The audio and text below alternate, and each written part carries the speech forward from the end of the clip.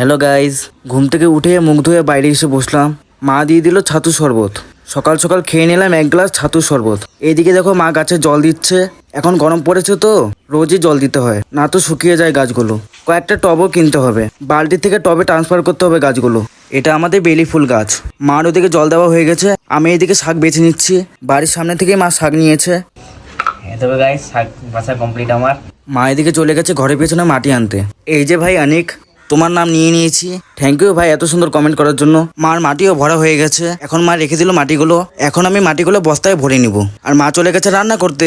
এই যে সামিয়া, তোমার নামও নিয়ে নিয়েছি। থ্যাংক ইউ এত সুন্দর কমেন্ট করার জন্য। মাটিগুলো সব বস্তায় ভরে নিচ্ছি। কি জ্বালা বলো তো, আমাদের বাড়িতে বস্তায় গাছ বুনলে ভালো হয়, তাই বস্তায় বুনবো। এই দেখো গাইস, এটা হচ্ছে চাল কুমড়ার বীজ। মা বাজার থেকে কিনে নিয়ে এসেছে। এখানে আছে 10 টাকার। মা বাজার থেকে কিনে নিয়ে এসেছে। বীজগুলো এখন বুনবো না, সন্ধ্যাবেলা বুনে দিব। এদিকে দেখো আমি স্নান করে খেতেও চলে এসেছি। মা দেখো কত কিছু রান্না করেছে।